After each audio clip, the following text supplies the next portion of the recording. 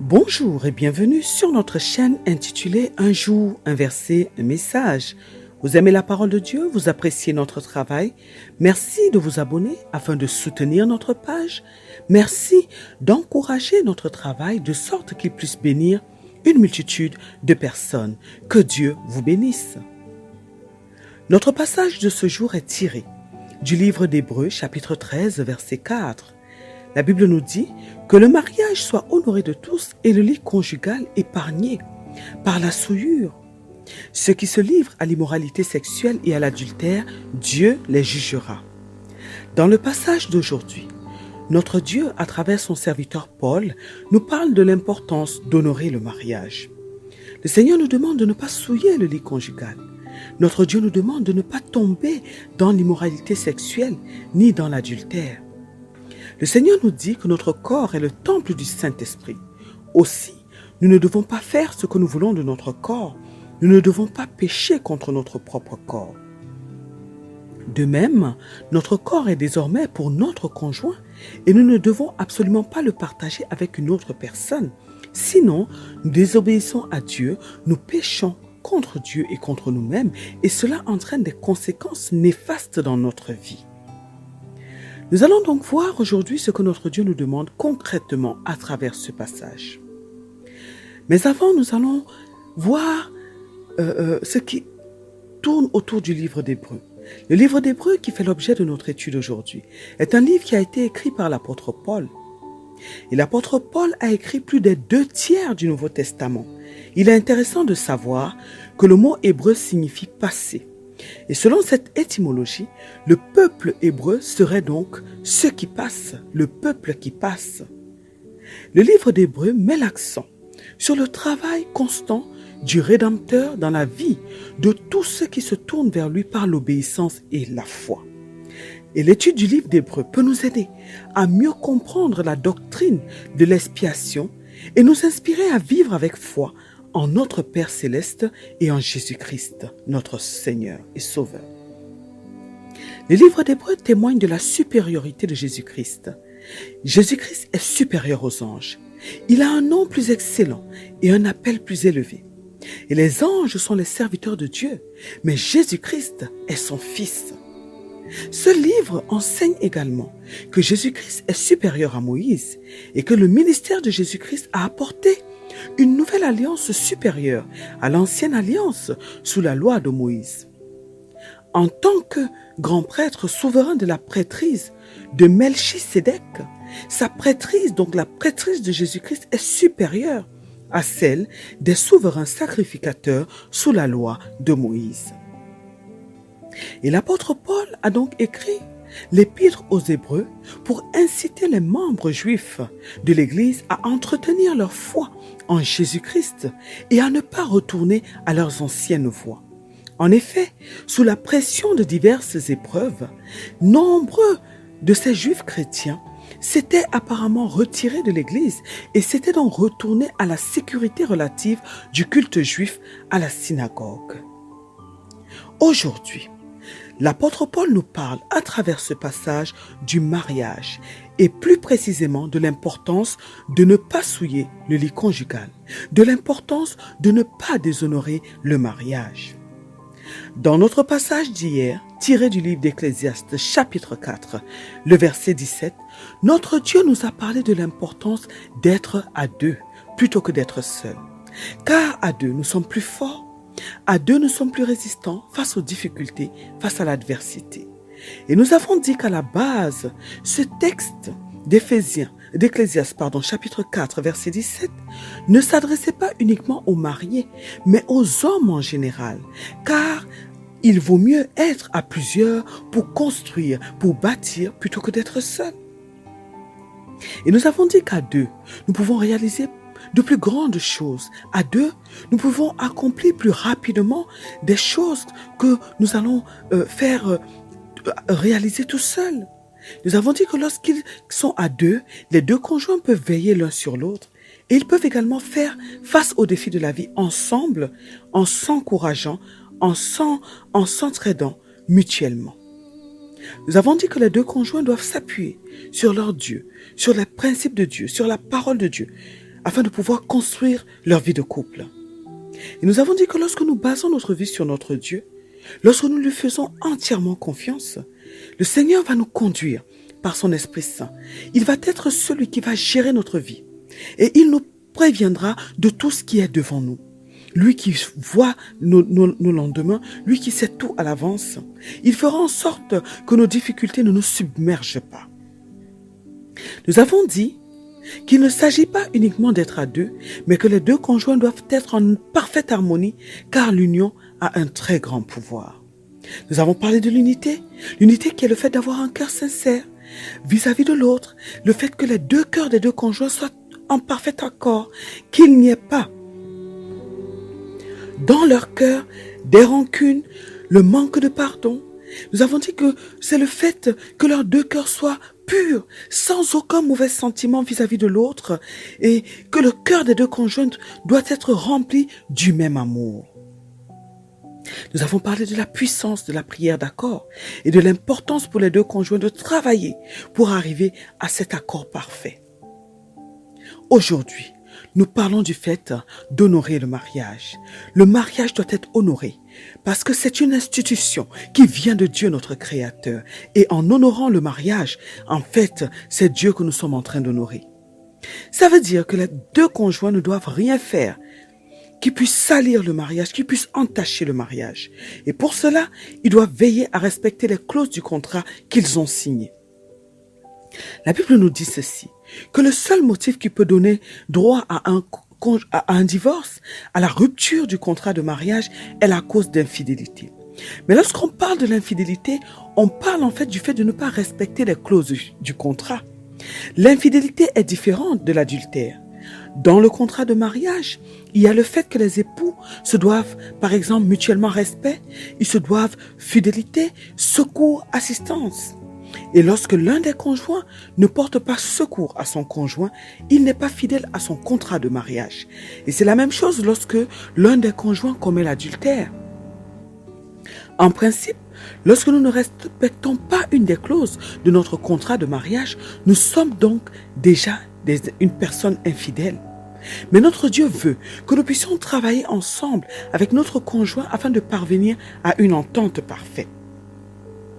Et que chacun des conjoints puisse donc jouer son rôle comme il se doit. Nous devons honorer le mariage. Nous devons respecter nos vœux. Nous devons être assez matures pour comprendre la profondeur de notre engagement. Et nous devons tous les jours de notre vie être conscients que nous sommes engagés à une personne pour la vie. Nous ne devons jamais nous endormir, ni être trop sûrs de nous-mêmes, ni être trop confiants quant à notre mariage.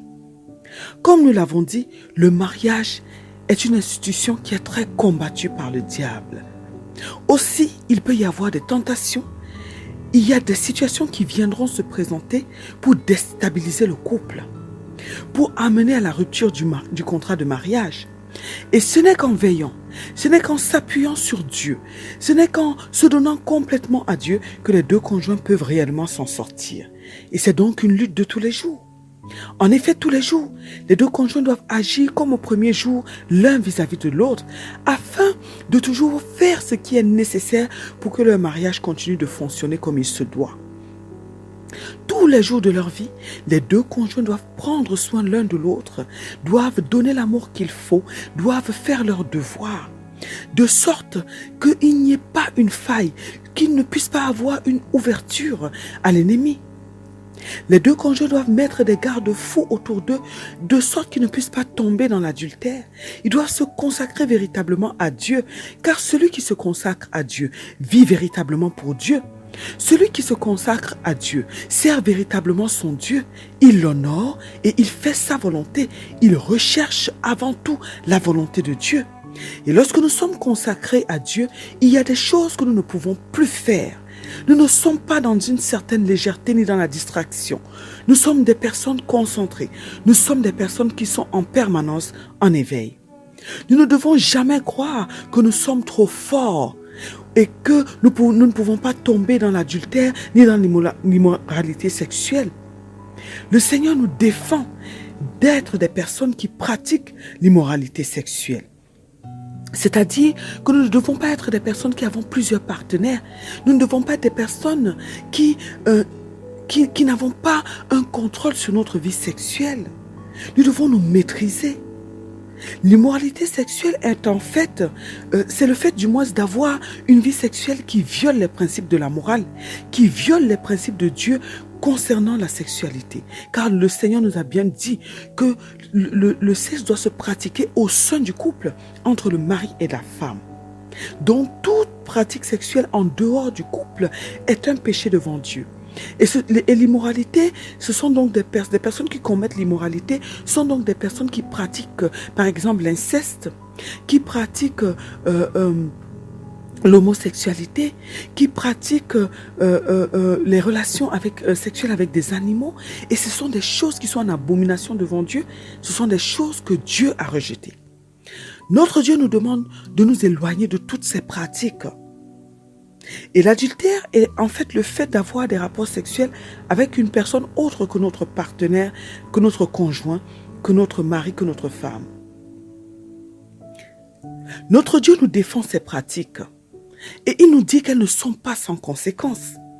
Nous avons vu des exemples de personnes dans la Bible qui ont pratiqué ces choses et nous avons vu la punition qui s'est abattue sur elles. Nous avons par exemple le peuple de Sodome et Gomorrhe qui pratiquait l'immoralité sexuelle, qui pratiquait l'homosexualité et ce peuple a été détruit par Dieu.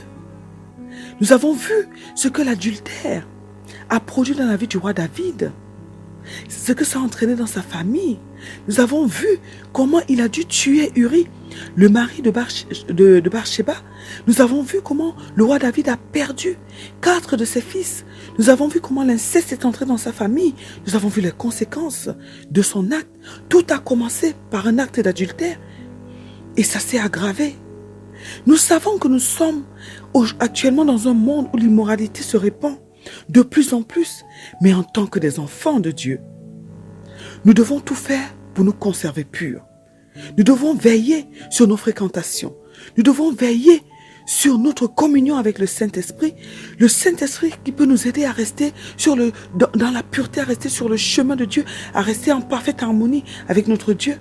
Le Saint-Esprit qui peut nous garder éveillés, de sorte que nous ne puissions pas tomber dans ces pièges du monde. Aujourd'hui, même dans l'Église, nous voyons certaines de ces pratiques que notre Dieu nous demande de nous éloigner des pratiques dont le Seigneur ne veut pas du tout, dans lesquelles il ne veut pas nous voir.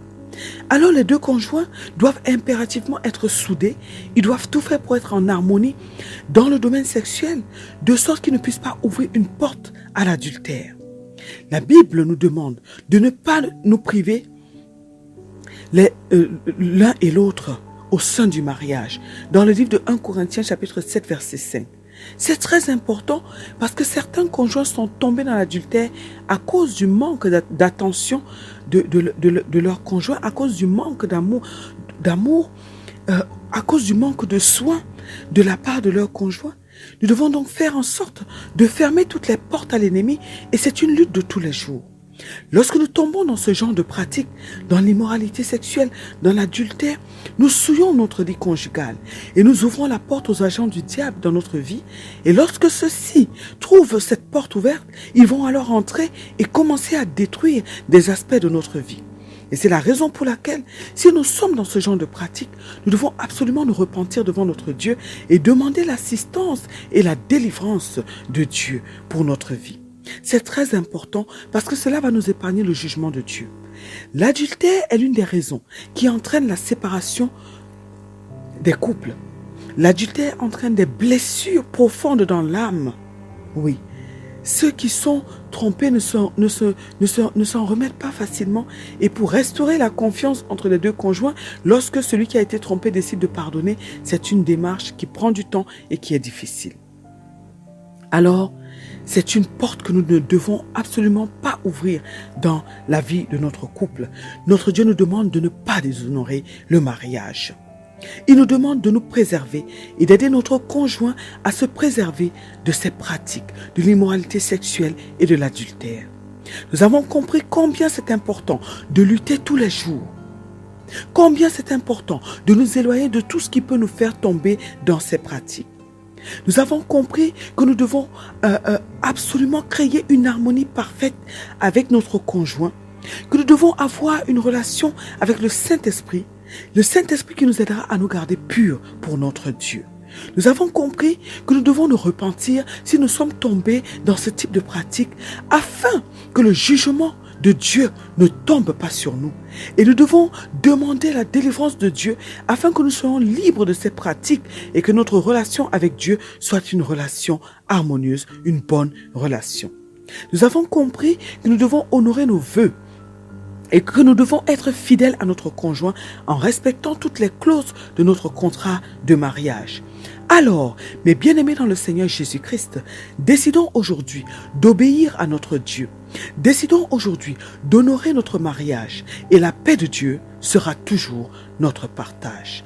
Prions aujourd'hui afin que Dieu nous donne la capacité de résister aux vices de ce monde, que Dieu nous donne la capacité de ne pas tomber dans l'adultère, ni dans l'immoralité sexuelle, ni dans toute autre pratique sexuelle qui sont contraires à la parole de Dieu.